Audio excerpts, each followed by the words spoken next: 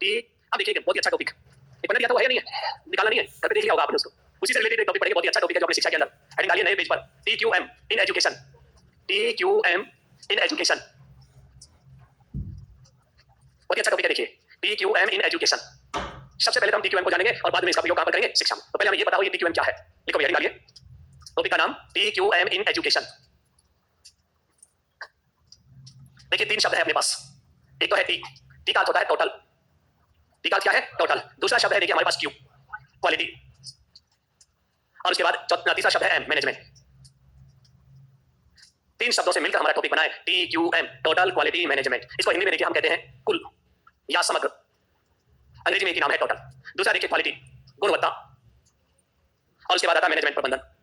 इनमें से एक शब्द तो पढ़ा हुआ है हमारा ये वाला, काफी पढ़ाया था मैंने। देखिए एक घंटे तक प्रबंधन का अर्थ, परिभाषाएं और उसकी विशेषता और उसकी प्रकृति सब चीजें बताई थी मैंने आपको। दो नए शब्द आ गए हमारे पास, पहले शब्दों का अर्थ जानेंगे फिर इसका शब्द पे आएंगे। जरूरी है कि भाई यही शब्द क्यों लिए थी, तो बताओ टोटल किसे कहते हैं, क्या होता है टोटल। अब ये मैं कहना संपूर्ण आपको लिख दिया मैंने, हिंदी में अर्थ है इसको। हाँ बोलिए कुछ, संपूर्ण कर्मचारी, वेरी गुड। यानी कंपनी में काम करने वाले या किसी इंस्टीट्यूट में काम करने वाले सारे कर्मचारी, भौतिक संसाधन नहीं है।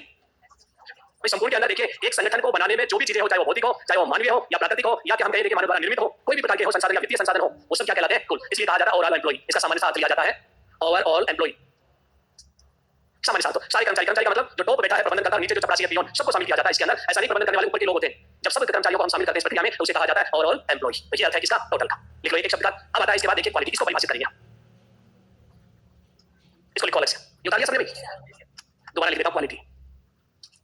हिंदी में क्या नाम है, गुणवत्ता या गुणात्मकता भी कह देते हैं कई बार। अब बताओ इसका अर्थ क्या है, गुणवत्ता किसे कहोगे आप, और जिसको इसका समझ में आ गया टॉपिक भी आ गया अपना। गुणवत्ता क्या है,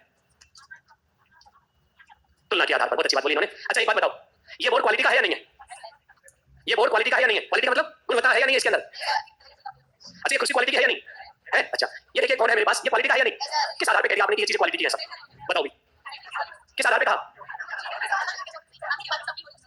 आपकी नजर में क्वालिटी क्या है ये बता दो। बाजार में जाते हो आप, दुकान वाले से कोई सामान लेते हो, बढ़िया क्वालिटी का दिखाओ, तो बढ़िया क्या है वो क्वालिटी क्या है, क्या देखना चाहते हो आप। अब ये कह रहे हैं कि साहब ये देखना चाहते हैं ड्यूरेबिलिटी हो, दीर्घकालीन हो, अच्छा सस्ता भी हो और टिकाऊ भी हो, उपयोगी भी हो, तो क्या देखना चाहते हो आप। अरे ऐसा तो लोकल कंपनी का भी आ जाएगी वो चीज, लेकिन आप कहेंगे ब्रांडेड दिखाओ। ब्रांडेड का मतलब जिस पर आपका विश्वास हो। ब्रांडेड का मतलब क्या है, तो देखिए गुणवत्ता का जो अर्थ लिया जाता है वो क्या है, एक विश्वास है। एक अभी आपने बोला टिकाऊ, क्या होता है उसमें, टिकाऊपन का मतलब होता है स्थायी चीज होती है वो। दूसरा देखिए उपयोगी, कैसे हो, उपयोग हो। तो कहने का मतलब देखिए हमारे लिए गुणवत्ता क्या है, जो अक्सर हम बोलते हो विश्वास हो, टिकाऊपन हो, उपयोगी हो, वो चीज हमारे लिए क्या हो जाएगी, गुणवत्ता। और बताओ इसका कोई परिभाषा नहीं निकल गया। ये कौन बोला था, गुणवत्ता क्या है, तुलना है। एक शब्द और आया देखो, गुणवत्ता क्या है, तुलना है। अब देखिए गुणवत्ता का पता तो तभी लगेगा आपने ये कह दिया साहब ये बोर्ड क्वालिटी का, लेकिन इसी के साथ इससे भी अच्छी क्वालिटी का बोर्ड लाके लगा दिया, अब दोनों में कंपेयर किया तो आप कहेंगे इसकी गुणवत्ता कम है, इसकी गुणवत्ता। तो देखिए गुणवत्ता बिना तुलना के नहीं बता सकते। मैं पढ़ा रहा हूं, ठीक है आपकी नजर में हो सकता है मैं ठीक हूं, लेकिन दूसरा टीचर खड़ा कर दो, उनसे भी यदि मैनेजमेंट पढ़वाई जाए, अब दोनों में क्या करोगे आप, जब पता चलेगा कि गुणवत्ता किसमें है और किसमें नहीं। अकेली चीज से कभी गुणवत्ता का पता नहीं चलता, याद रखना। तो ये क्या है, गुणवत्ता एक तुलना या तुलनात्मक माप है। क्या है, माप। इस माप के आधार पर हम देखिए दो चीजें निकाल, ये चीज कैसी है, उच्च है यानी अच्छी है, और ये कैसी वस्तु है, निम्न है, तब जाकर हम गुणवत्ता को डिफाइन करते हैं। तो देखिए गुणवत्ता क्या है, तुलना करने का एक पैमाना भी है। गुणवत्ता क्या है, एक विश्वास है। गुणवत्ता क्या है, उपयोग है। गुणवत्ता क्या है, टिकाऊ चीज है। और देखिए अब इस शब्द का अर्थ देखते हैं गुणवत्ता का, गुणों की विशिष्टता हो या गुण संबंधी विशिष्टता, गुण की विशिष्टता।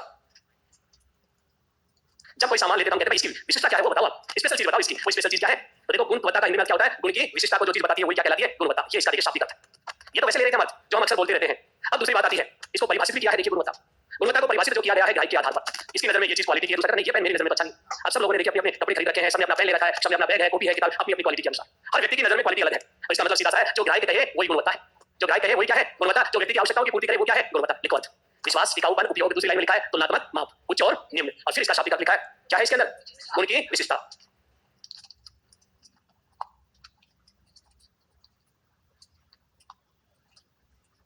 लिख लिया, लिखो नीचे, व्यक्तियों या ग्राहकों द्वारा, मैंने पूछा था, अच्छा तो बोल दिया करो भैया। एक शब्द और लिखो, उत्कृष्ट। इसके साथ साथ उत्कृष्ट, कैसी हो चीज, उत्कृष्ट। विश्वास, टिकाऊपन, उपयोग और उत्कृष्ट, तुलनात्मक माप और गुण विशिष्टता। ठीक,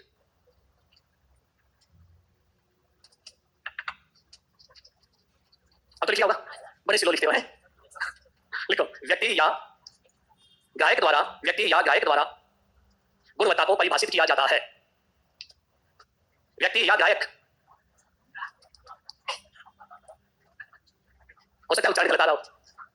लिखो अब परिभाषाएं, अर्थ के बाद लिखिए परिभाषा, और सबसे पहली परिभाषा लिखिए क्रॉसबी के अनुसार। ये नया नाम नहीं लगा होगा, अगर पढ़ा होगा जो पन्ना मैंने दिया था उसमें नाम दे रखा था क्रॉसबी। क्रॉसबी पता क्या कहते हैं, गुणवत्ता वह जो ग्राहक कहे, गुणवत्ता वह जो ग्राहक कहे। तो लिख लो ये परिभाषा इसकी, गुणवत्ता वह जो ग्राहक कहे। दूसरी परिभाषा जुरान के अनुसार, जोसेफ जुरान, जुरान उन्होंने भी बहुत अच्छी बात कही है। देखिए, सबसे पहले हमने लिखा क्रॉसबी के अनुसार गुणवत्ता क्या है? जो ग्राहक, अरे वाह बहुत अच्छी चीज है, ग्राहक कह रहा है मतलब क्वालिटी। उत्पादक नहीं कहेगा कि ये गुणवत्ता है, कौन कहता है? ग्राहक कहेगा कि ये क्वालिटी की चीज है, तभी तो मैं ये कपड़ा खरीद के लाया, तभी तो ये पेन खरीद के लाया, क्योंकि मुझे क्या लगा, अच्छा लगा। दूसरी परिभाषा लिखिए जुरान के अनुसार। जुरान ने देखिए क्या कहा? उपयोग के लिए माल की उपयुक्तता, उपयोग के लिए माल की उपयुक्तता ही गुणवत्ता है, उपयुक्तता ही गुणवत्ता है। यानी जो माल आसानी से अवेलेबल हो जाए वही क्या है? क्वालिटी है। देखो इन्होंने इस तरह से परिभाषित किया। उसके बाद देखिए परिभाषा और चलती है आईएसओ के अनुसार।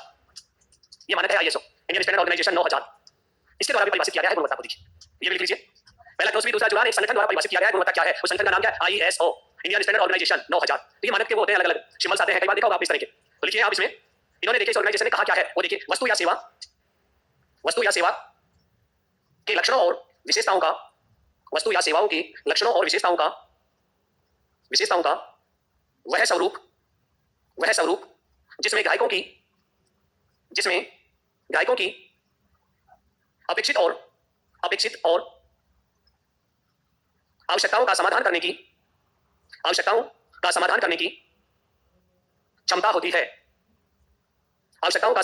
क्षमता होती है, वह गुणवत्ता कहलाती है।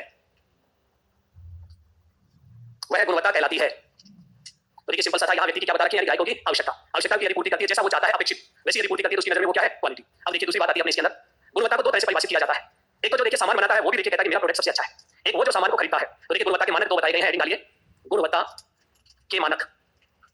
दो तरह से मानक हैं इसके। देखिए उत्पादक की नजर में उत्पाद मानक जो उत्पादन कर रहा है, दूसरा कौन है? उपभोक्ता, इसकी नजर में मानक। दोनों की नजर में हम बात करेंगे मानक।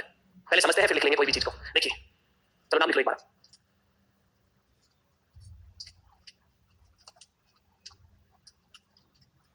लिखिए ना, अब समझिए।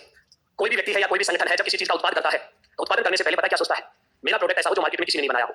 इसका मतलब विशिष्ट हो। कैसा होना चाहिए? कि देखिए क्वालिटी वो है जो कहीं मार्केट में नहीं हो, विशिष्ट। प्रोडक्ट कैसा हो? विशिष्ट हो। दूसरी बात ये कहता है जीरो डिफेक्ट, शून्य दोष होना चाहिए, कोई कमी नहीं है। तो जब भी वो माल को लाएगा मार्केट में कहेगा मेरे प्रोडक्ट में कोई कमी नहीं है, जिसको हम कहते हैं जीरो डिफेक्ट, शून्य दोष। जीरो डिफेक्ट को हम क्या लिखेंगे? शून्य दोष, जीरो डिफेक्ट, किसी प्रकार का कोई दोष यानी कमी नहीं हो। उसके बाद देखिए उपयोग के लिए हो, यानी व्यक्ति के लिए क्या हो? उपयोग आने वाला हो, जिसे नाम दिया जाता है fitness for use. Fitness for use यानी वो उपयोगी हो सामान। तो पहला विशिष्ट हो, दूसरा क्या है? कोई कमी नहीं हो, और तीसरी बात क्या कही है? Fitness for use. ये तीन चीजें ये बनाने वाला सोचता है। अगर ये तीन चीजें है तो इसकी नजर में उसका प्रोडक्ट कैसा है? क्वालिटी का, ये मानक है। अच्छा, उपभोक्ता की नजर में देखिए क्वालिटी क्या है? आप बाजार में गए सामान लेने के लिए, सामान आपने खरीदा, देखिए उस सामान को जैसे आपने देखा, अरे वाह मजा आ गया, मैंने तो सोचा भी नहीं था उससे भी अच्छा। यानी ग्राहक उपभोक्ता क्या हो जाए? रोमांचित हो जाए, आनंदित हो जाए उस चीज को प्राप्त करके, ऐसी क्वालिटी तो मैंने कभी देखी नहीं। तो उसकी नजर में क्या हुई? वो क्वालिटी हुई। उपभोक्ता की नजर में देखिए हम क्वालिटी किसको कहते हैं? उस चीज को खरीदकर सबसे पहले क्या हो? संतुष्टि। प्रोडक्ट को खरीदते क्या प्राप्त हो जाए? उसको संतुष्टि। दूसरा क्या हो जाए? रोमांचित, आनंदित या आनंदित। या देखिए उसने जो सोचा भी नहीं था उसकी अपेक्षाओं से भी क्या हो? परे हो, उससे अधिक हो। अरे मैंने तो सोचा भी नहीं था कि इतना अच्छा प्रोडक्ट होगा ये। इसकी नजर में क्या होगी? क्वालिटी। तो इसलिए देखिए गुणवत्ता को परिभाषित किया गया है। गुणवत्ता है क्या चीज? उत्पादक की नजर में तो कैसे हो? विशिष्ट हो। दोष कैसा हो? शून्य हो। तीसरी बात क्या है? फिटनेस और यूज हो, यानी वो फिट हो यूज के लिए, वो ये चाहता है। अब यहाँ ग्राहक की क्या है? संतुष्ट। कई बार हम सामान ले लेते हैं, अरे यार अच्छा नहीं था ये प्रोडक्ट, इसका लिए आपके यहाँ क्वालिटी नहीं है, क्योंकि आप संतुष्ट नहीं हुए पहली बात। दूसरी बात क्या है? आप उससे संतुष्ट भी हो गए और एक तरह से रोमांचित भी हो गए, आनंदित भी हो गए, वाह मजा आ गया सामान लेके। दूसरा देखिए इसके बाद रोमांचित के बाद दूसरा क्या आता है इसमें? अपेक्षा से अधिक हो चीज। लिखो आप इसमें, सबसे पहले इसमें लिखो उत्पाद मानक में लिखो नंबर 1 विशिष्ट हो। वस्तु कैसे हो? विशिष्ट, विशिष्ट हो। दूसरा लिखो शून्य दोष, शून्य दोष, जीरो डिफेक्ट। तीसरा उपयोग के लिए सही हो, उपयोग के लिए सही हो, इंग्लिश में कहेंगे फिटनेस फॉर यूज, उपयोग के लिए सही हो। लिखिए तीनों। अब देखो इधर चलते हैं। उपभोक्ता क्या सोचेगा? सबसे पहले ग्राहक संतुष्टि लिखो, ग्राहक संतुष्टि, ग्राहक संतुष्टि। दूसरी लाइन लिखो ग्राहक की अपेक्षा से अधिक हो, ग्राहक की अपेक्षा से अधिक हो, अपेक्षा से अधिक हो। तीसरा ग्राहक को रोमांचित या आनंदित करने वाला, ग्राहक को रोमांचित या आनंदित करने वाला। यहां से चले थे देखिए, पहला शब्द टोटल, दूसरा शब्द इसका अर्थ भी समझ में आ गया। देखिए उसके बाद मैनेजमेंट पढ़ चुके हैं, अब तीनों को जोड़ देते हैं तो बनता है TQM। अब समझेंगे इस अवधारणा को TQM क्या है, और फिर जब इस अवधारणा को समझ लेंगे तो इसका उपयोग कहां करेंगे? शिक्षा में करेंगे बाद में, क्योंकि पहले हम इसको समझेंगे। तो हेडिंग डालिए TQM की अवधारणा का विकास, हेडिंग डालिए TQM की अवधारणा का विकास, कंसेप्ट इसका। TQM की अवधारणा का विकास, पहले डेवलपमेंट देखेंगे ये कहां से आई अवधारणा, उसके बाद इसका अर्थ और इसकी परिभाषाएं देखेंगे। सबसे पहले देखिए TQM की अवधारणा का जन्म कहां होता है, और जन्म का वर्ष है 1930 से 40, और जन्म होता है यूएसए में, यूनाइटेड स्टेट ऑफ अमेरिका में जन्म होता है। अमेरिका में एक व्यक्ति थे जो स्टेटिस्टिक्स में ऑफिसर हुआ करते थे, शेवार्ट ए वाल्टर, नहीं वाल्टर ए शेवार्ट, सॉरी क्या नाम था उनका? वाल्टर ए शेवार्ट, शॉर्ट में नाम लिखा हूं। ये अमेरिकन स्टेटिस्टिक्स ऑफिसर हुआ करते थे। इन्होंने पहली बार ये कहा देखिए कंपनी में जिसमें ये काम कर रहे थे कि सबसे ज्यादा हमें गुणवत्ता कंट्रोल करना चाहिए। गुणवत्ता को नियंत्रित करना चाहिए तभी हम मार्केट में चल पाएंगे, नहीं तो नहीं चल पाएंगे। तो इन्होंने देखिए जो अवधारणा दी थी वो क्या थी, गुणवत्ता कंट्रोल नियंत्रण की बात कही। यहाँ देखिए इनके बाद, इसके बाद देखिए हम बात करते हैं सेवा के साथ काफी और भी अमेरिकन थे, फेजिन बॉम्ब जैसे, फेजिन बॉम्ब ये भी इनके साथ काम कर रहे थे। देखिए उसके बाद देखिए जिनका नाम आया था क्रॉसबी और जुरान जोसेफ है, जुरान सब कौन थे, अमेरिकन। और ये सब लोग देखिए शुरुआत में किस पर जोर दे रहे थे, क्वालिटी कंट्रोल पर बात कर रहे थे कि आप प्रोडक्ट बनाइए उसके अंदर क्वालिटी को क्या करो, जांच करो कि उसमें क्वालिटी है या नहीं है, वही कहलाता है क्वालिटी नियंत्रण। बाद में देखिए अमेरिका में जिस पे ध्यान दिया गया टीक्यूएम पर, जन्म हो गया किसके नाम से, क्वालिटी कंट्रोल के नाम से, लेकिन इसका प्रभाव पड़ा है जापान पर। इफेक्ट कौन से कंट्री पे पड़ा, जापान 1950-60। यानी हम ये कह सकते हैं इसका उपयोग कहां पर हुआ, जापान। जापानियों ने इसका क्या उपयोग किया। तो आपसे एग्जाम में पूछा जाए टीक्यूएम का जन्म कहां हुआ, यूएसए में, लेकिन वास्तविक रूप से इसका देखिए विकास कहां पर होता है, जापान। और जापान के अंदर देखिए एक यहां पर इंजीनियर थे जिनका नाम था कोरू इशिकावा। क्या नाम था, कोरू इशिकावा। और भी बहुत सारे थे, यादव तियाची, ये लोगों का ज्यादा नाम नहीं आता, सबसे बड़ा जो नाम आता है किनका था, कोरू इशिकावा। और इन्होंने देखिए गुणवत्ता चक्र का जन्म किया, गुणवत्ता चक्र, क्वालिटी साइकिल बनाया इन्होंने। कोई भी चीज देखिए जब तक एक साइकिल से नहीं गुजारी जाए तब तक आप क्वालिटी का पता नहीं लगा सकते। तो देखिए गुणवत्ता चक्र का जनक किसको कहा जाता है, कोरू इशिकावा। कौन थे, जापान। इसका सबसे ज्यादा प्रभाव पड़ा कंपनी थी टोयोटा, सुना होगा नाम। वो कंपनी एक साधारण सी कंपनी थी, जापान की छोटी सी, और उस कंपनी में पहली बार प्रयोग होता है टीक्यूएम का, और वर्ल्ड की नंबर 1 कंपनी बनी थी 1950 और 60 के दशक में। वर्ल्ड की क्या मानी जाती थी, नंबर 1 कंपनी मानी जाती थी, जिसका नाम क्या था, टोयोटा। तो ये देखिए टोयोटा कंपनी में काम करने वाला एक इंजीनियर था जिसका नाम क्या था, कोरू इशिकावा। इनका संबंध कौन सी कंपनी के साथ, टोयोटा। तो ये पेपर में पूछा जाए टीक्यूएम का जन्म टोयोटा कंपनी से होता है वास्तविक रूप से, उद्गम तो यूएसए से, बट देखिए वास्तविक रूप से उपयोग कहां किया गया, जापानियों। और जापान में एक शब्द चलता है देखिए टीक्यूएम का, जिसे कहा जाता है काइजेन। कई तो कोचिंगों के नाम भी रखते हैं काइजेन, तो ये जापानी शब्द है जिसे टीक्यूएम कहते हैं। जापानी भाषा में टीक्यूएम का नाम है काइजेन। क्या नाम है, काइजेन। दो शब्दों से मिलकर बना है। काई का मतलब होता है चेंज और जेन का मतलब होता है गुड, और दोनों को मिलाकर होता है सुधार। बार बार क्या होता रहना चाहिए, सुधार होता रहना चाहिए। आपसे पूछा जाए टीक्यूएम को जापानियों ने क्या नाम दिया, काइजेन। काई का मतलब क्या है, चेंज, और जेन का मतलब गुड, और काइजेन का जो पूरा अर्थ हम लेते हैं change for good, change for good, अच्छे के लिए परिवर्तन। ये है देखिए, तो ये चीज आपको उतारनी है। सबसे पहले 1930 और 40 जन्म कहां पर होता है, यूएसए में। देखिए जन्म किसका, जन्म टीक्यूएम को पढ़ रहे हैं। और जन्म के समय कौन लोग थे, शेवार्ट, फेजिन बॉम्ब, क्रॉसबी, जुरान, ये सब लोग थे। और किस पर बात कही थी इन्होंने, क्वालिटी को कंट्रोल करने की बात थी। पहली अवस्था थी क्वालिटी कंट्रोल। फिर उसके बाद इसका प्रयोग होता है जापान, और जापान के अंदर देखिए इसको आगे बढ़ाने वाले कौन थे, कोरू इशिकावा। कौन सी कंपनी थी, टोयोटा। और जापान के अंदर देखिए तो इसको टीक्यूएम को क्या कहा जाता है, काइजेन। काई का मतलब चेंज, जेन का मतलब गुड, जिसका क्या होता है चेंज फॉर गुड, और हिंदी में क्या कहेंगे हम, सुधार। काइजेन शब्द का क्या है, अपने हिंदी में लिया जाता है सुधार। जोसेफ जुरान पूरा नाम था। ये तो लिखा है कि आपने जो पेपर दिया था उसमें सब लिखे पड़े पूरे नाम, उनको भी बताऊंगा डिटेल से।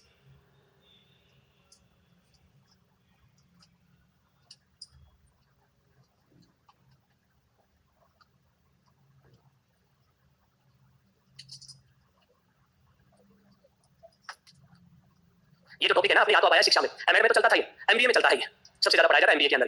लेकिन आज इस टॉपिक को देखिए टीक्यूएम को हम हर क्षेत्र में काम लेने लगे, क्वालिटी कंट्रोल करने के लिए, क्वालिटी नियंत्रण करने के लिए, गुणवत्ता देने के लिए। दोबारा बोल देता हूं, आपने अगर नहीं लिखा है तो देखिए 1930-40 में कहां जन्म होता है, यूएसए। फिर उसके बाद 1950-60 में कहां उपयोग में आता है, ये जापान। जापान में कौन थे, कोरू इशिकावा। इन्होंने क्या दिया, गुणवत्ता चक्र दिया। कौन सी कंपनी में काम करते थे, टोयोटा कंपनी, जो वर्ल्ड की नंबर 1 बनी थी उस समय। और टीक्यूएम के लिए कौन सा शब्द काम में लिया जाता है, जापानी क्या कहते हैं, काइजेन। जापानी क्या कहते हैं, काइजेन। काइजेन दो शब्दों से मिलकर बना है, काई का मतलब चेंज और जेन का मतलब गुड, और जिसका देखिए इंग्लिश में क्या हो गया, चेंज फॉर गुड, और हिंदी में हम क्या लेते हैं, सुधार। आपसे पूछा जाए कि काइजेन शब्द का अर्थ है पेपर में तो क्या करना है, सुधार, या फिर इंग्लिश में मिलेगा चेंज फॉर, अच्छे के लिए परिवर्तन करो। और परिवर्तन करना क्या, सुधार, इंप्रूवमेंट। आज लिखा है नहीं, नहीं इनसे पूछना जरूरी है। आगे बढ़े थोड़े से। अब देखिए अमेरिका वासियों से फिर नहीं रहा गया, उन्होंने देखा जापान कहां से कहां पहुंच गया। ये वर्ल्ड क्लास देखिए कंपनी कैसे बनी, टोयोटा। इसलिए 1980 के अंदर फिर 1980-90 में जाकर देखिए जन्म होता है यूएसए में टीक्यूएम का। अब जाकर जन्म होता है टीक्यूएम का जन्म। पेपर में पूछा जाए टीक्यूएम की अवधारणा की उत्पत्ति हुई 1980-90। कब हुआ इसका जन्म, 1980-90 के बीच में इसका जन्म माना जाता है। और यहाँ एक व्यक्ति थे देखिए यूएसए का, जिनका पूरा नाम था doctor William Edward Deming, short में हम कहते हैं डेमिंग, और इसे ही टीक्यूएम का जनक माना जाता है। डेमिंग को टीक्यूएम का जनक, टीक्यूएम का जनक क्यों माना जाता है, क्योंकि इन्होंने बहुत सारी चीजें बताई। देखिए पीडीसीए चक्र का जन्मदाता, चक्र दिया इन्होंने। दूसरा देखिए इन्होंने the chain reaction theory the. Chain reaction theory को हम कहते हैं चैन प्रतिक्रिया या श्रृंखला, श्रृंखला प्रतिक्रिया सिद्धांत दिया इन्होंने। देखिए इंग्लिश में नाम क्या है, चैन रिएक्शन थ्योरी। पीडीसीए चक्र दिया, चैन रिएक्शन थ्योरी, और 14 पॉइंट्स बताए प्रबंधन के। जन्म नहीं था उस समय, नाम था क्वालिटी कंट्रोल नाम था, और अब नाम आया है टीक्यूएम। अभी तो बहुत सारी चीजें हो रही हैं, अभी तो बाद में बनेगी आपकी पूरी फिल्म की किस तरह से डेवलप हुआ। प्रबंधन के 14 पॉइंट बताए इन्होंने कि ये कहा आप इन 14 बिंदुओं की पालना करोगे तो क्वालिटी को कंट्रोल कर लोगे। गुणात्मक प्रबंधन के कितने बिंदु बताए, हेनरी पियोल ने भी 14 क्या बताए थे, प्रबंधन के सिद्धांत बताए। इन्होंने गुणवत्ता नियंत्रण के कितने पॉइंट बता दिए, 14। तो डिटेल से देखिए, गुणवत्ता प्रबंधन कर लेना चाहिए, होता है नहीं तो कंफ्यूज हो जाओ। गुणवत्ता प्रबंधन के कितने पॉइंट बताए, 14। किसने बताए, डेमिंग। हां जी, क्या तो सही कर लेंगे, जो भी कुछ लिखा है किसी तरह है। यूएसए में गुणवत्ता नियंत्रण की शुरुआत हुई थी, तो अप्रत्यक्ष रूप से तो वहीं से शुरुआत होगी। लेकिन टीक्यूएम जो नाम था ना, वो तो किसने दिया, डेमिंग ने दिया था। इससे पहले किसी ने नाम नहीं दिया, क्योंकि जापानी को क्या कहते थे, काइजेन कहते थे। जापानी क्या कहते थे, काइजेन। और टीक्यूएम नाम का देखिए जो जन्मदाता है वो कौन है, डेमिंग है। यहाँ जाकर नाम आया वास्तविक, बाकी काम तो हो रहा था क्वालिटी का। धीरे धीरे धीरे धीरे देखिए कहां तक पहुंचे, 1980-90 के दशक तक। हाँ जी, क्वालिटी नियंत्रण, गुणवत्ता नियंत्रण लिखा है मैंने उसमें। वहां पर देखिए क्या होती थी, गुणवत्ता को नियंत्रित करना। फिर आगे हम जापान, जापान में नाम आया काइजेन, फिर आगे वापस अमेरिकन, और अमेरिका के अंदर नाम क्या मिला, अब जाकर टीक्यूएम। अब जाकर देखिए इसका नाम मिलता है टीक्यूएम। छोटी मोटी अवधारणा नहीं, कई घंटों तक पढ़ोगे इसको तब जाके समझ आएगी, छोटा सा टॉपिक नहीं है ये। जब सवाल आते हैं तो बहुत ही अच्छे सवाल बनेंगे इसमें से, लिखिए ये सारी चीजें। एक कंपनी का नाम और सुना, मोटोरोला। एक कंपनी थी इलेक्ट्रॉनिक कंपनी मोटोरोला कंपनी, और वर्ल्ड की नंबर 1 कंपनी भी बनी। अमेरिका में टीक्यूएम की पालना करने वाली एक ही कंपनी थी जिसका नाम क्या था? Motorola company. और मोटोरोला कंपनी में एक इंजीनियर थे जिनका नाम था विल स्मिथ। क्या नाम था? दूसरा एक व्यक्ति आता है जिसका नाम था विल स्मिथ। कौन सी कंपनी में थे? मोटोरोला। और मोटोरोला कंपनी में जब देखे थे, इन्होंने कहा कि क्वालिटी को कंट्रोल करने के लिए जरूरी एक चीज है, और वो है 6 सिग्मा।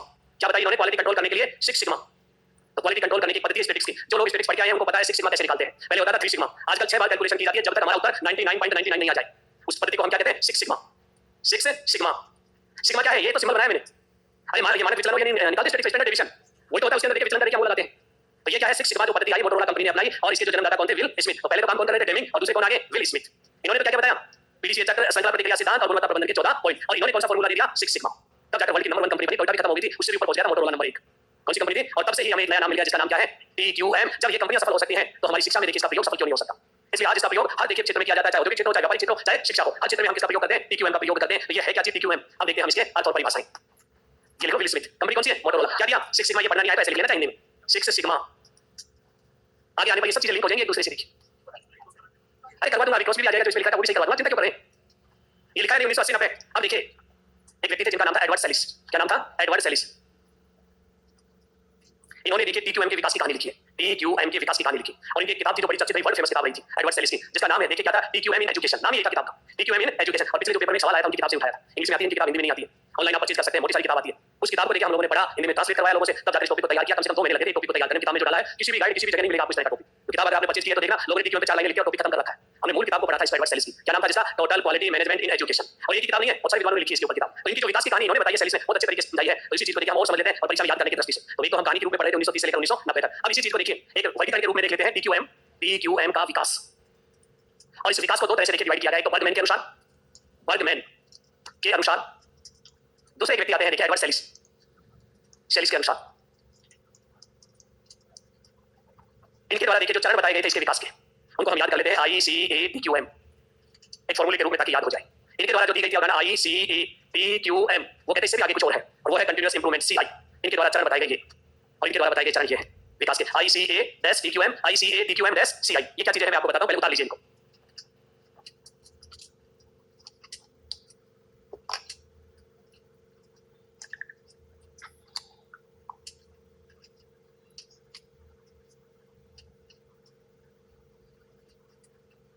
बर्गमैन के अनुसार कितनी विकास की अवस्थाएं बताइए? 4।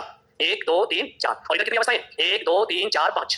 देखिए इनके अनुसार पहली अवस्था गुणवत्ता नियंत्रण।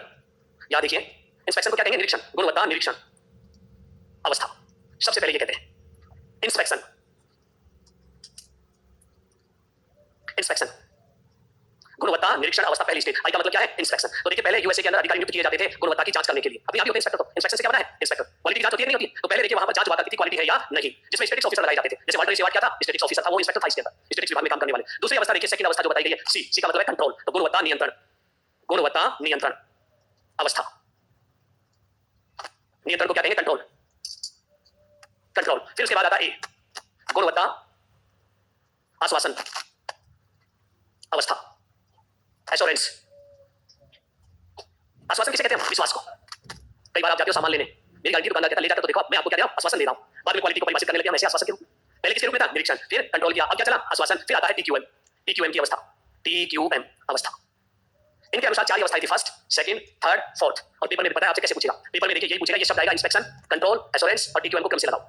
इसलिए मैंने फॉर्मूले के रूप में लिखा है ताकि क्रम से हो जाए पहली बार में ही चीज को हम ऐसे दृष्टि से देखें, ताकि हमें सीक्वेंस बनाने की जरूरत नहीं पड़े। ICATQM। तो पहले क्या है? आई इंस्पेक्शन, दूसरा कंट्रोल, तीसरा एश्योरेंस, चौथा टीक्यूएम। तो एडवर्ड सेलिस क्या कहते हैं? देखिए ये 3 अवस्थाएं तो सेम है, 4 तो सेम है। एक चौथी अवस्था बताई उन्होंने, कंटीन्यूअस इंप्रूवमेंट। बाकी तो देखिए पहली अवस्था क्या है? आई, दूसरी क्या है? सी, तीसरी क्या है? ए, चौथी क्या है? टीक्यूएम। वो कहता है टीक्यूएम तब तक ही चलेगा जब तक देखिए आप उस पर काम करते रहेंगे। अब जो समय आ गया है कंटीन्यूअस इंप्रूवमेंट, एक हालत हो जाएगी नोकिया जैसी। 2004-5 में देखिए इंडिया के अंदर सबसे टॉप पे चल रहा था नोकिया फोन, सबसे ज्यादा टॉप पे था ये। इसके आसपास फोन ही नहीं हुआ करते थे। सैमसंग के तो फोन नहीं खरीदा कीपैड में उस जमाने में, लोगों का विश्वास ही नहीं था, सोनी के नहीं खरीदे जाते थे। एक ही फोन चलता था नोकिया 1121 से आते थे वो, हर व्यक्ति के पास वही फोन हुआ करते थे। लेकिन नोकिया आज मार्केट से गायब हो गई, नई जनरेशन तो जानती नहीं है। वो नोकिया भी फोन होता था क्या? क्यों? क्योंकि उसने ये काम नहीं किया, CI कंटीन्यूअस इंप्रूवमेंट नहीं किया और मार्केट से गायब हो गया। ऐसे देखिए बहुत सारी चीजें मिलेंगी एग्जांपल के रूप में आपको, जो मार्केट में कभी राजा हुआ करती थी और वो धीरे-धीरे क्या हो जाती है? गायब। ऐसे देखिए हमारी शिक्षण की देखिए संस्थाएं, जयपुर में पहले कभी किसी और का नाम रहा करता था, फिर किसी और का नाम, क्योंकि समय के अनुसार जो क्वालिटी को कंट्रोल करते रहे, कंटीन्यूअस इंप्रूवमेंट करते रहे, वो मार्केट में जिंदा रहे, और जिसने कंटीन्यूअस इंप्रूवमेंट नहीं किया वो क्या हो गए? आउट। ऐसे देखिए बड़े-बड़े कॉलेज जिनके नाम हुआ करते थे, आज नाम ही गायब हो गए उन कॉलेजों के। क्यों? क्योंकि उन्होंने देखा कि आप तो राजा बन गए, विद्यार्थी आने लगे और क्वालिटी के नाम पर क्या कर दिया? जीरो। इंप्रूवमेंट के नाम पर क्या कर दिया? जीरो। देखिए बच्चे आना बंद हो गए, धीरे से मार्केट से पता ही नहीं लगा, मार्केट से कब वो गायब हो गए और नई चीज आ जाती है। तो चौथे नंबर के बाद पांचवी क्या आती है अपनी? CI। CI क्या है? Continuous improvement. हिंदी में क्या कहेंगे? सतत सुधार। बस यहाँ कुछ भी याद नहीं करना, केवल सीक्वेंस याद करनी है, इसके अलावा कुछ याद मत करना आपको। ICADQM ये सीक्वेंस रख लेना अच्छे से, बस और कुछ भी नहीं है। किसने कहा किसने नहीं कहा ये भी याद नहीं रहेगा, कोई बात नहीं। DQM के विकास की कहानी किस पर निर्भर करती है? इन 5 बिंदुओं पर निर्भर करती है। एडवर्ड साइलेंस ने तो देखिए डायग्राम भी बनाया इसका। क्या बना दिया उन्होंने? इसका डायग्राम बनाकर ये समझाया इस चीज को। देखो उन्होंने इस तरह से अपनी किताब के अंदर देखिए, एक पहले एक स्टेज आती है जिसका नाम क्या था? I, फिर उसके बाद आगे बढ़ते हैं, फिर क्या था? C, फिर उसके बाद आगे बढ़ते हैं, फिर क्या आता है? C के बाद क्या था? A, और फिर उसके बाद बढ़ते हैं तो क्या था? TQM, और फिर लास्ट स्टेज आती है CI। TQM कब आया? 1980 से 90 के बीच में। वर्ष वगैरह सब कुछ बता रखा है, लेकिन हमारे काम की नहीं हो जाता चीजें। हमें तो ये चीज हमारा TQM, अरे हाथ छोड़ उसके ऊपर हाथ रख के बैठा है यहाँ TQM, वो दूसरा TQM बना रहा है। एक नहीं उदाहरण बहुत सरल तरीके से मैं बता रहा हूँ, वो अपनी बातों में मस्त हो रहा है। अरे कोई बात तेरे असलियम तो भी भारी हो गया था। अरे कई बार लगता है नई चीज है, अरे नई चीज भारी का एक सूत्र बता याद करने के सारे नाम याद हो गए। अगर मैं सीधा सीधा ऐसे लिखता ना तब जाके जोड़ पड़ता आपको। चलो आगे चलते हैं ना, अब वो पन्ना निकाल लो। काफी देर हो गई आप लोग ये कह रहे थे साहब इसमें क्या लिखा हुआ है, क्या लिखा हुआ है, उसकी बात कर लेते हैं। ये उतार लिया ना सबने? अभी आप सहमति दे दिया करो, उतार लिया। चलो अब पन्ना निकालो। देखो सबसे पहले अमेरिकन का नाम लिखा है वाल्टर ए वाइट, और इनको देखिए हमने क्या माना है? सांख्यिकी गुणवत्ता नियंत्रण का जनक। मैंने कहा था कंट्रोलर माना गया था किसका? क्वालिटी का। दूसरा व्यक्ति देखिए आर्मर्ड बी फ्रेजिल बॉम्ब, इन्हें माना गया TQM का अग्रदूत। अंडरलाइन करो इसको, TQM का अग्रदूत। अरे क्या हालत कर दिया भाई इसका, बड़ा इतने मुश्किल से पन्ना बना के लाया ढूंढ ढांड के किताबों से, उसकी हालत ऐसे कर दी। वाह भाई वाह। अग्रदूत होता है अग्रज, कि जिसने कोई काम की शुरुआत की हो, तो जब काम की शुरुआत करता है लेकिन काम पूरा नहीं किया हो तो वो कहलाता है उसका अग्रदूत। हाँ जी, दूसरे नंबर पर दे रहा है आर्मर्ड बी फ्रेजिल बॉम्ब, कहां के रहने वाले? अमेरिकन। क्या थे वो? TQM के अग्रदूत। बाकी चीजें नहीं पढ़नी हमें कुछ भी, केवल क्या पढ़ना है इसे? अग्रदूत। यानी TQM नियंत्रण की अवधारणा की पृष्ठभूमि तैयार कर दी थी इस व्यक्ति ने, इसलिए इसको क्या कहा जाता है? अग्रदूत। लेकिन नाम नहीं दिया था TQM से। अगला देखिए रिस्क बिकॉज़ वी, शून्य दोष की अवधारणा दी, जीरो डिफेक्ट। जीरो डिफेक्ट की अवधारणा किसने दी? अच्छे से याद करना, बहुत अच्छा सवाल है। जीरो डिफेक्ट की अवधारणा देने वाले कौन थे? क्रॉसबी। और परिभाषा क्या थी? गायक जो कहे वही गुणवत्ता है, गायक जो कहे वही गुणवत्ता की परिभाषा थी। इसके सोपानों को नहीं पढ़ना है। फिर आ जाइए जापानी कोरो इशिकावा, गुणवत्ता चक्र के जनक, क्वालिटी साइकिल के क्या है? जनक। और क्वालिटी साइकिल को पढ़ाऊंगा आगे क्या होता है। और इन्होंने 7 टूल्स बताए थे गुणवत्ता को नियंत्रण करने के। कितने टूल्स बताए थे? 7। आगे आता है देखिए, पूरा नाम लिखो इसका, डब्ल्यू की जगह करो William, doctor William Edward Deming. पूरा नाम लिखो डॉक्टर विलियम, डब्ल्यू का अर्थ क्या है? William Edward Deming. ये भी कौन थे? अमेरिकन। TQM का जनक, PDCA चक्र का जनक, गुणवत्ता नियंत्रण का क्या बताई थी? चैन रिएक्शन थ्योरी, उसका भी जनक। और उसके बाद उन्होंने क्या बताए थे? 14 गुणवत्ता के पॉइंट्स भी बताए थे। इसमें लिखे कि नहीं लिखे? तो लिख लो, भी नहीं लिखे तो लिखो। गुणवत्ता प्रबंधन के 14 पॉइंट्स या भी लिखो इस पन्ने पे। और लास्ट में आते हैं अपने इसमें जोसेफ एम जुरान, और जुरान की ट्रायोलॉजी देखिए, जुरान की ट्रायोलॉजी, ट्रायोलॉजी थी इनकी PCI। क्या थी? प्लानिंग, कंट्रोल और उसके बाद इंप्रूवमेंट, 3 शब्द थे इनके। इसको कहा जाता है जोसेफ एम जुरान की ट्रायोलॉजी। सबसे पहले क्या है? नियोजन, प्लानिंग। क्या है? प्लानिंग। दूसरा क्या है? कंट्रोल, नियंत्रण। और तीसरा क्या है? इंप्रूवमेंट, सुधार। उन्होंने कहा जो ये 3 काम करेगा वो मार्केट में जिंदा रहेगा, कभी खत्म होगा। इस ट्रायोलॉजी को जो अपनाएगी, संगठन हो या कोई कंपनी हो। तो ट्रायोलॉजी के 3 पार्ट थे कि अच्छे से अपने कार्य का नियोजन करे, गुणवत्ता को नियंत्रित करे और समय के अनुसार उसमें क्या करे? सुधार करता रहे, जिंदा हो जाएगा। नोकिया ने ये नहीं किया था, ये किया था उसने बहुत अच्छे से, ये भी किया था उसने, बट ये नहीं कर पाया। आज आप किसी हाथ में देखते हो कि नोकिया फोन नहीं मिलता है आज। देखिए क्यों? इतना बड़ा मार्केट था हमारे यहाँ, हमारे देश के हर व्यक्ति के पास नोकिया फोन होता था, और ये कहा जाता था फोन खरीदो तो किसका? नोकिया का। लेकिन उसने क्या नहीं कर पाया? इंप्रूवमेंट नहीं कर पाया। इतने में मार्केट में लॉन्च हो गए अनेक प्रकार के एंड्रॉइड फोन, और उसके बाद देखिए उनके हाथ से निकल गया। चाहे वो कितना इंप्रूव, एक बार जो मार्केट में पिट जाता है दोबारा जल्दी से नहीं उठ पाता है। अब चाहे वो कितने अच्छे हो सकते फोन निकालो, वो बात कभी नहीं रहने वाली है, क्योंकि समय आता है, हर व्यक्ति का दौर होता है, हर इंस्टीट्यूट का क्या होता है? एक दौर होता है। अगर उस दौर के ऊपर देखिए अगर वो रखना चाहता है तो उसमें क्या होनी चाहिए? Continuous improvement. लगी इसका ये ट्रायोलॉजी बना दो, शायद उसमें नाम लिखा है ट्रायोलॉजी के PCI का नाम, इस पर लिख लीजिए नाम। अब पढ़ते हैं TQM के सिद्धांत। क्या कुछ होना चाहिए TQM के अंदर?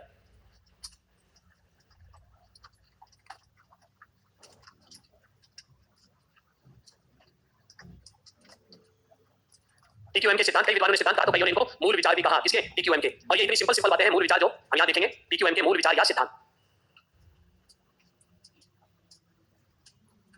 नंबर 1 सिद्धांत लिखो, प्रथम बार में ही सही करना, प्रथम बार में ही सही करना, प्रथम बार में ही सही करना, या हम ये करें प्रथम प्रयास में ही सही चीज बनाना। एक बार देखिए मार्केट के अंदर जो पिट गया वो दोबारा से नहीं हो सकता। क्यों? एक पहली बार जब कोई भी प्रोडक्ट को लॉन्च किया जाता है, कोई भी इंस्टीट्यूट को खोला जाता है, एक बार आप देखिए उस चीज पे क्या कर लो, पहली बार में जो चीज सही हो हमेशा क्या रहेगी? सही। और अगर आप लोगों ने ये कर लिया कि कोई बात लॉन्च कर दो, गलती होगी सुधार कर लेंगे, हम उल्टे का नियम पे चले, कभी दोबारा मार्केट में उठ नहीं सकते। तो क्वालिटी कंट्रोल के लिए कहा पहली बार में कैसा प्रयास होना चाहिए? अच्छा प्रयास होना चाहिए। पहली बार आप लेट चीज लेके आओ, लेकिन क्वालिटी की चीज लेके आ जाओ, और क्वालिटी की चीज लाओगे अपने आप देखिए लोगों तक पहुंच जाती है। अगर आपने पहली बार में आपने क्या सस्ती चीज लॉन्च कर देते फिर बढ़िया बना देंगे। तो देखिए एक बार जिसका नाम पिट गया दोबारा लोग उस पर विश्वास नहीं करते, बोलता क्या है? एक विश्वास। और एक बार विश्वास टूट गया तो फिर व्यक्ति उस चीज को नहीं खरीदता है। दूसरा लिखो, दूसरा सिद्धांत उपभोक्ता केंद्रित, उपभोक्ता केंद्रित। कोई भी चीज बनाओ आप देखिए कैसी होनी चाहिए? उपभोक्ता केंद्रित होनी चाहिए। उपभोक्ता केंद्रित का मतलब होता है जैसा ग्राहक चाहिए वैसी चीज दो। अब एक सिंपल सा एग्जांपल लेते हैं शैम्पू का। शैम्पू का एक आता है फैमिली पैक, बड़ा आता है। अरे आपको चाहिए छोटा सा देखिए एक ही दिन के लिए नहाने के लिए, क्या फैमिली पैक खरीदोगे? तो व्यक्ति दूसरे ब्रांड पर जाएगा। इसलिए ग्राहक को ध्यान में रखकर कंपनियां सारी चीज बनाती है। क्या बनाती है? फैमिली पैक चाहिए तो फैमिली वाला ले जाओ, 2 या 3 मेंबर है तो उनके हिसाब से ले जाओ, 10 दिन के लिए चाहिए तो उसके हिसाब से ले जाओ, 1 दिन के लिए चाहिए तो वैसा पाउच। जैसा ग्राहक चाहिए वैसी सब चीजें अवेलेबल, वही कंपनी जिंदा रहती है। अगर आपने एक ही जैसी चीज बना दी तो देखिए फैमिली पैक तो पता नहीं कब खरीदा जाएगा। जब जेब में 1000 रुपए होंगे तो फैमिली पैक खरीदेंगे। और ये देखिए हर ग्राहक नहीं खरीद सकता उस चीज को, क्योंकि ये कोई जरूरी है क्या सबकी जेब में 1000 रुपए हो एवरी टाइम कि हम शैम्पू खरीद लेंगे 1000 रुपए का? इसलिए ग्राहक को ध्यान में रखकर चीजें बना। ऐसे देखिए अगर आपको मैनेजमेंट पढ़ना है तो आपको मैनेजमेंट का सेगमेंट मिल जाएगा, ऑनलाइन पढ़ लीजिए। आपको इसमें पढ़नी है तो इसमें का सेगमेंट मिल जाएगा अलग से। आपको पॉलिटिकल पढ़ना है तो पॉलिटिकल मिल जाएगा। और आपने अगर इन सेगमेंट को अलग-अलग नहीं किया, एक ही बना लिया तो बच्चा सोचता है कि हां ये चीज अच्छी नहीं है, मुझे यहाँ ये चीज अच्छी मिलती है, कंपेयर करेगा, हो सकता है दूसरी जगह चला जाए। अभी आप नींद कैसे निकाल रही हैं? हम तो क्वालिटी की बात कर रहे हैं और आप आराम से देखिए कहीं और पहुंच गए। तो देखिए दूसरी बात क्या है? ग्राहक केंद्रित या उपभोक्ता केंद्रित होनी चाहिए। अच्छा शिक्षा में बात करें तो विद्यार्थी केंद्रित होनी चाहिए। विद्यार्थी का देखिए सर्वांगीण विकास करता हो वो चीज होनी चाहिए, ऐसा नहीं जो मालिक का सर्वांगीण विकास करती हो तो फिर तो वो चीज ज्यादा दिन नहीं चलता। तीसरा सिद्धांत लिखो इसके अंदर जो दे रखा है निरंतर सुधार, कंटीन्यूअस इंप्रूवमेंट, निरंतर सुधार।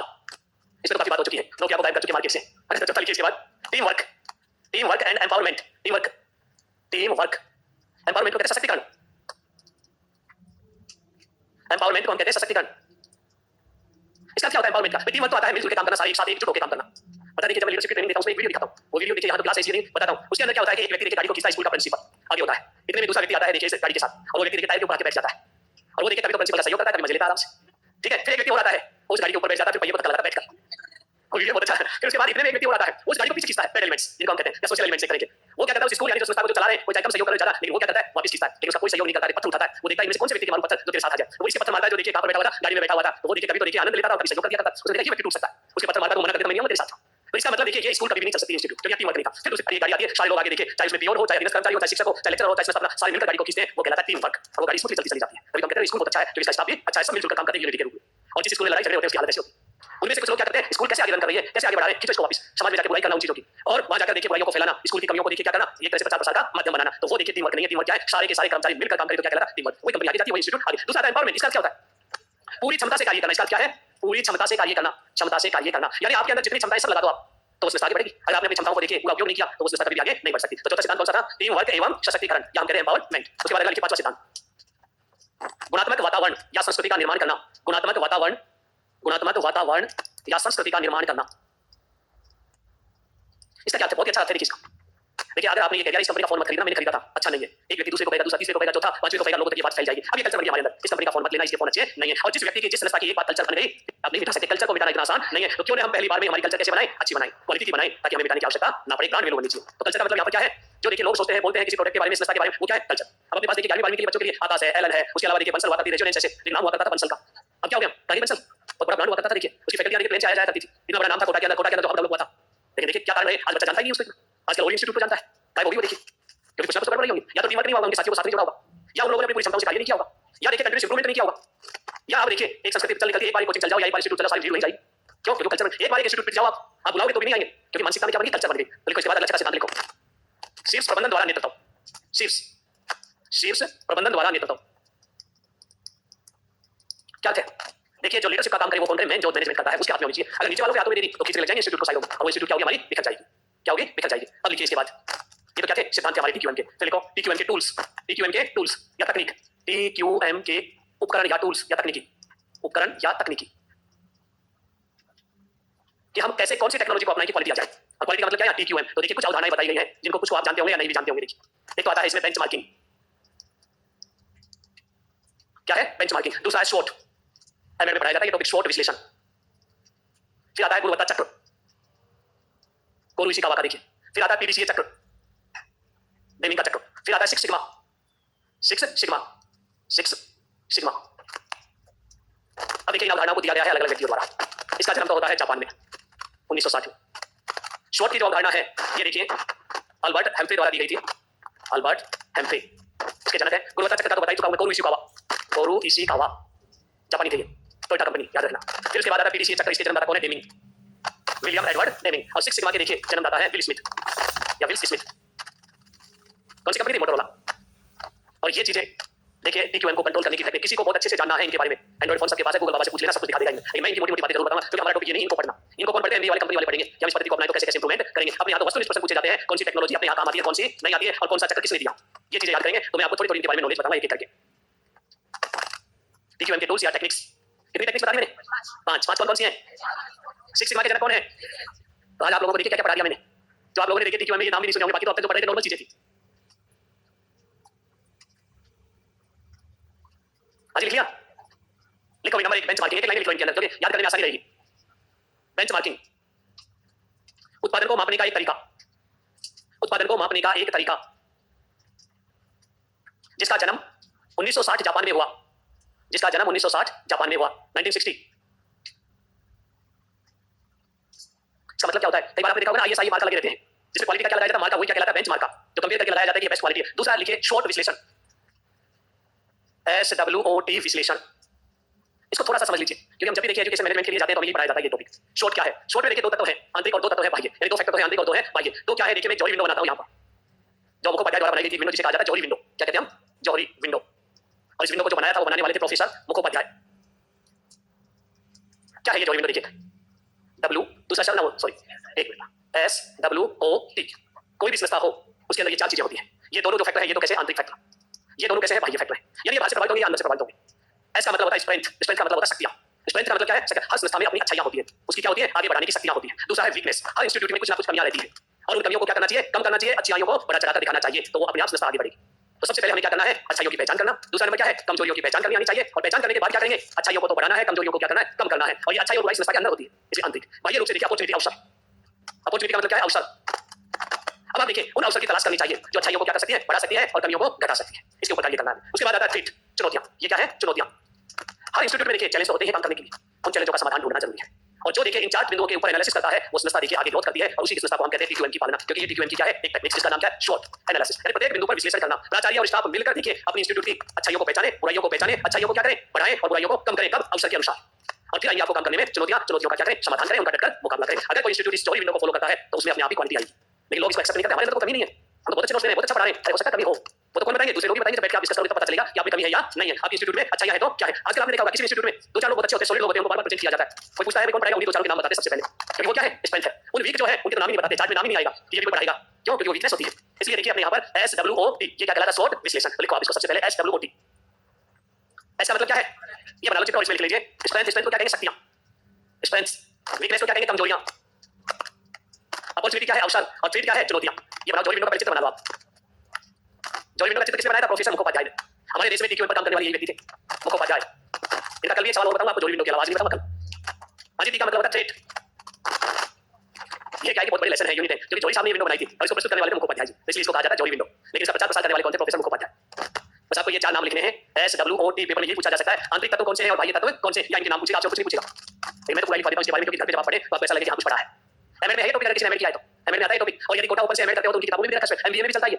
उच्च शिक्षा में पढ़ाया जाता है इस टॉपिक को। विभिन्न प्रकार की जब ट्रेनिंग दी जाती है तो उसमें भी ये बताते हैं, प्रिंसिपल्स को ये बताया जाता है कि आपको किस तरह से अपनी संस्था में काम करना है, शॉर्ट विंडो के अनुसार काम करना है। लिखो आप इसमें SWOT किसी संस्थान के, लिख लीजिए SWOT किसी संस्थान के गुणात्मक विश्लेषण का, किसी संस्थान के गुणात्मक विश्लेषण का एक महत्वपूर्ण तरीका है, एक महत्वपूर्ण तरीका है जिसमें सभी सदस्य मिलकर, जिसमें सभी सदस्य मिलकर सामूहिक निर्णय से, सभी सदस्य मिलकर सामूहिक निर्णय से, सामूहिक निर्णय से SWOT की पहचान करते हैं। SWOT की पहचान करते हैं। क्या पहचान करते हैं भी?